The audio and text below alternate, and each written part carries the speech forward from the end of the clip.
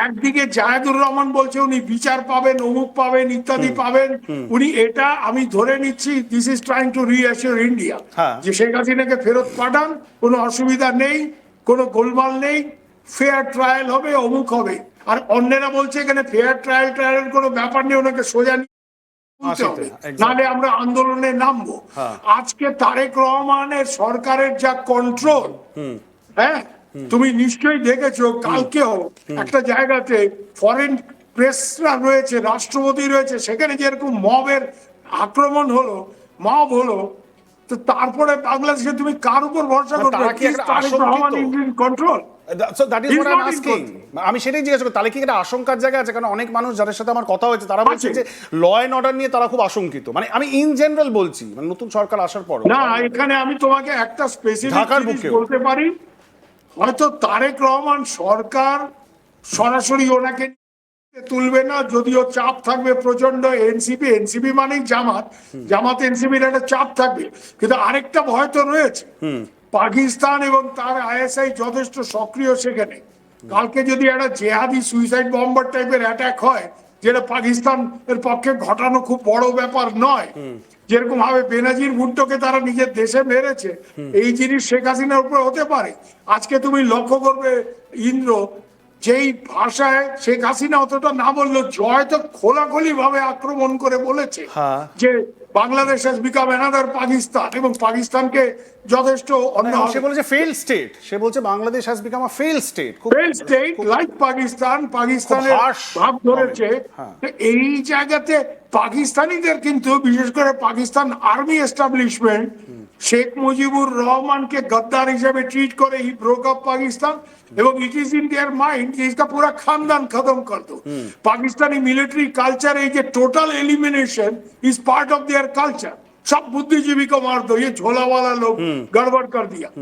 এই জায়গাতে শেখ হাসিনা হয়তো বিএনপি সরকার ওনাকে যাওয়ার সঙ্গে সঙ্গে ফেয়ার ট্রায়াল যেটা বলেছে, I would like to believe this assurance, কিন্তু ওদের যা কন্ট্রোল আজকে, মানে ল অ্যান্ড অর্ডারের যা অবস্থা, যা বেহাল অবস্থা, এবং এই ব্যাপারে ইউনূস সাহেবের আমলে যে বাংলাদেশের অধঃপতন হয়েছিল, সেই জায়গা থেকে অবস্থা ফিরিয়ে আনার ক্ষেত্রে তারেক রহমান এই অবধি ব্যর্থ হিসেবে আমরা দেখছি। এটা কি সুবিধা, এটা কি একটা টোপ নয়? মানে এটা আওয়ামী লীগের পক্ষ থেকে, আওয়ামী লীগও এখন খুবই কোণঠাসা অবস্থায় ছিল বিগত 2 বছরে, তারা ভারতবর্ষে রিগ্রুপ করার চেষ্টা করছে, কিন্তু তাদের মনে হচ্ছে যে ভারত সরকারও এখন পুরোপুরি, যখন জয়শঙ্কর গেলেন, তারেক রহমানের মা যখন মারা গেলেন, জয়শঙ্কর ছুটে গেলেন, তখন এখানে আওয়ামী লীগের যারা নেতৃত্ব তারা আশঙ্কিত যে কি হলো, আমরা কি আউট অফ দ্য গেম হয়ে যাচ্ছি? এখানে গিয়ে একটা প্রত্যাবর্তনের এই যে প্রসেসটা, এবং আজকে শেখ হাসিনা যেভাবে একটা খুব ব্রেভ ফ্রন্ট দিয়ে বললেন যে আমার ওপর তো অনেকবার হামলা হয়েছে, আমাকে তো অনেকবার আটক করার চেষ্টা হয়েছে, কিন্তু এইসব আমাকে আটকাতে পারবে না।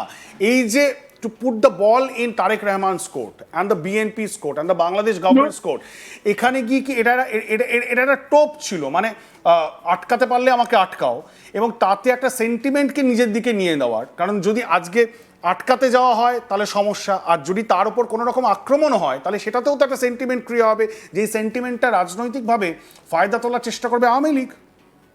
না, শেখ হাসিনার দুটো ব্যাপার আমি তোমাকে পরিষ্কার বলতে রে, আমি ভদ্রমহিলাকে খুব কাছের থেকে দেখেছি।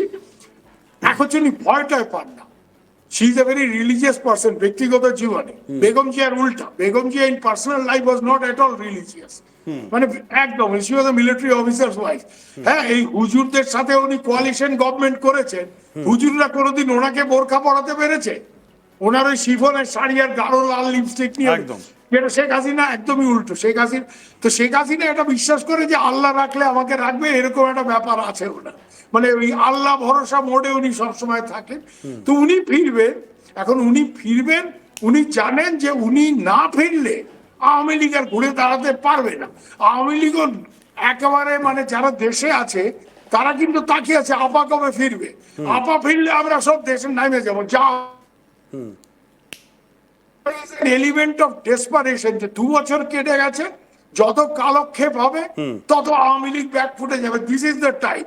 হ্যাঁ, মানুষের মধ্যে একটা রাগ আছে, কিন্তু একটা ক্ষোভ আছে, এবং এতে তুমি যদি, আমি তো প্রচুর, যাদের ওরা এতিম বলে, এরকম প্রচুর সাধারণ লোক, রিক্সাওয়ালা টিক্সাওয়ালা, যার সাথে আমার খাতির বাংলাদেশে থাকার সময়, আমি তো ওদের জিজ্ঞেস করি এখানে কিন্তু এক বাক্যে এরা সব যে শেখের বেটি না এলে এই দেশ চলবে না, এরা সব ডুবাই দিছে, শেষ করে দিছে।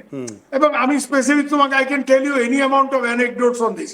প্রশ্নটা হচ্ছে শেখ হাসিনা এই যে মানুষের মধ্যে একটা চিন্তা, যেই ক্ষোভটা হয়তো মানুষের খানিকটা ছিল 2023-24 সালে, ওই জায়গাটা থেকে আওয়ামী লীগ কিছু না করে ওই ইউনূসের চরম ব্যর্থতা এবং তারেক 3 মাসে কিছু সেখান থেকে ঘোরাতে পারেনি, এর জন্য Awami League seeing N opening, বুঝতে পারছো? আওয়ামী লীগ এটা দেখছে এবং শেখ হাসিনা ওটা দেখছে এবং বিচক্ষণ রাজনীতি, যে আমি ফিরবো, আমাকে যদি জেলেও নেয়, আমাকে যদি কিছু একটা করেও, আমার দল উপকৃত হবে, আমার দেশ উপকৃত হবে। এখানে কেন শেখ হাসিনাকে যদি কিছু করে তাহলে মানে ফাঁসি টাসি দেয়, বাংলাদেশে সিভিল ওয়ার হবে, নাথিং শর্ট অফ দ্যাট। এবং এখানে ওই আওয়ামী লীগের ভেতরে এখনো প্রচুর আগের নেতা টেতারা আছেন, অনেকে জেলে আছেন, অনেকে বাইরে আছেন। মানে আওয়ামী লীগ তাহলে একটা মানে now or never, do or die একটা সিচুয়েশন চলে না, আসে। উনি নিজেই বলেছেন যে হাজার হাজার আওয়ামী লীগ নেতা কর্মী তাদেরকে অ্যারেস্ট করা হয়েছে, তাদেরকে মারা হয়েছে, এইসব করা হয়েছে। আমার কথা হচ্ছে এটা তো একটা পেপটকও তাদের জন্য। এবার কি সত্যি তারা পথে নামবেন, রাস্তায় নামবেন? না না, এখানে শোনো, ইন্দ্র বঙ্গবন্ধুর কন্যা কিন্তু বঙ্গবন্ধু 7ই মার্চ যখন বক্তৃতাটা দিয়েছিলেন, শুধু স্বাধীনতার ঘোষণা না, বাঙালিদের কাকে কি করতে হবে, কাল থেকে কলকারখানা বন্ধ, if you recall. Yeah. Sheikh হাসিনাও কিন্তু এখানে আজকে খুব কায়দা করে ওনার মেইন দাবিগুলি কিন্তু তুলে দিয়েছে। হ্যাঁ, যে ব্যান নিষেধাজ্ঞা, শুধু আমি আওয়ামী ফিরবো- লীগের ওপর নিষেধাজ্ঞা তুলে দিতে হবে, এটা তিনি হ্যাঁ, বলেছেন। যে আমার বিচার শুধু করলে হবে না, Political আমাকে তুমি prisoner দেখে বিচারের ছেড়ে দিতে সুযোগ হবে। দিচ্ছ, তা নট এনাফ। আমার দলের উপর নিষেধাজ্ঞা তুলতে হবে, জোর জুলুম বন্ধ করতে হবে, ফলস কেস তুলতে হবে।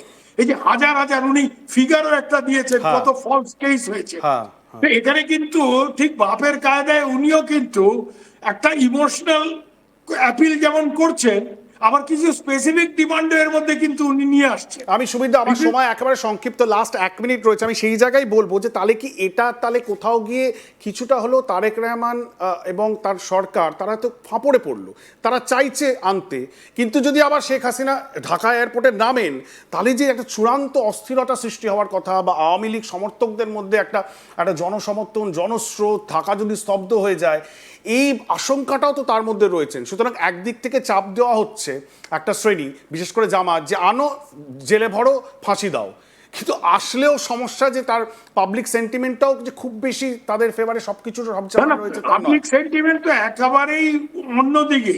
কেন লোকে বলছে বাচ্চু রাজাকার, যে সাজাপ্রাপ্ত আসামি, সে তো বল তুমি তো ঘুরে বেড়াচ্ছে, শেখ হাসিনাকে তোমরা কি করে ফাঁসি দেবে? না, এখানে একটা ব্যাপার আছে, তারেক রহমানের সমস্যাটা মানে শ্যাম রাখবে না কুল রাখবে, এরকম একটা ব্যাপারে চলে যাচ্ছে। হ্যাঁ। এবং শেখ হাসিনার নামলে যে একটা বিরাট ব্যাপার একটা কিছু হয়ে যেতে পারে, এই আশঙ্কার দিকেই তো ওনার বিবৃতি প্রচার করা যাবে না, ওনার এই যে আজকে সব ব্যান আছে, কিচ্ছু দেখানো যায় না। এই সেন্সরশিপটা কেন করছে? ভয় না পেলে তো সেন্সরশিপ করে না।